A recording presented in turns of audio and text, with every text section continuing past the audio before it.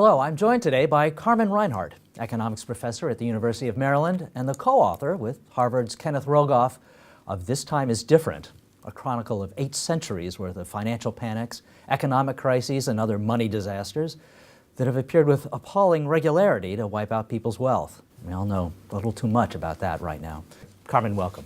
Thank you. The title of your book is ironic, actually, because there are many similarities between past financial crises and the one that we just went through are still in. And one of those is that every time there's a debt buildup, everyone has a good excuse as to why you don't need to worry about it this time. What does that tell you about our ability to head off the next crisis? The next crisis. Well, the next crisis will probably not be here. It will be somewhere in another part of the world where they will say, no, that happens in the United States, but not here. I think what history tells us is that for a while, our memory of this crisis will be alive and will make us more prudent towards debt and towards saving and so on. But then we forget. Inevitably, we forget. Where do you think we are in the recovery, based on your research into the past? Ken and I have chronicled the major financial crises, and for the post-war period, we would be right on the mark around the bottom, or just having seen the bottom. That's the good news.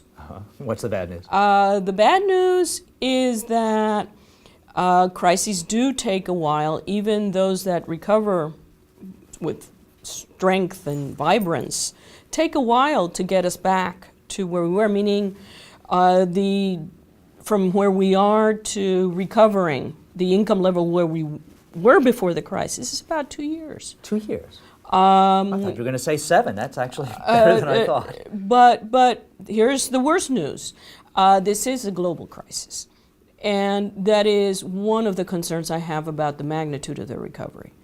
Other post-war crises, exports were very helpful in pulling the economy out of recession. But that was because the crisis wasn't synchronized the way this one is. I see. There are some people who are worried that we may be building another asset bubble, considering how fast stocks have recovered, considering the growth in commodities, prices. What do you think? Well, commodity prices are, Ken and I have put together data since the 1700s for commodity prices, and they're a roller coaster, have always been a roller coaster, so this is not any different. I think if one wants to consider bubbles building, the fueling mechanism, which is credit, is still not working in our economy right now. I think it's possible to talk about the market getting ahead of itself, especially if the recovery is disappointing. But as I said, I think the next bubble will be somewhere else. What scares you most about the economy now? Right now, I would say that there are 2 types of concern. One has to deal with the fact that this crisis is global. We hadn't seen a global crisis such as this since the 30s.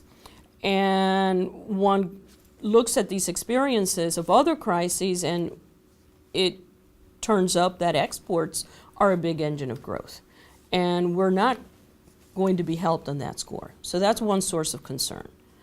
The other source of concern is, which also feeds into a more anemic recovery, one that doesn't bring unemployment down very quickly, is that we are being very Japanese in terms of how we're handling the non-performing assets of banks.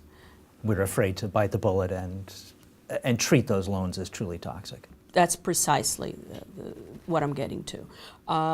And delay is very costly. Well, that's not so reassuring. Now tell me, if you're an ordinary investor, what can you do to keep yourself apart from the next financial crisis, to jump off the train, as it were, before it goes over the cliff? Never listen to someone who tells you that this time is different. I think in our current conjuncture, I think we have to look with some scrutiny at government debt. Treasury debt is taken as the riskless asset, by universal riskless asset. And as the debt piles up, what we have seen in the past is countries that issue a lot of debt ultimately wind up with some downgrades. Some of them wind up even with higher inflation, or in the worst case, both. And that is something that we have to be very careful, that these deficits and debts do have longer term consequences. It's certainly a disorienting experience to think about the Treasury bonds as being a potential for downgrades, but I guess that's something we have to face now. Carmen, thank you very much for being here. Thank you for having me. And thank you for watching.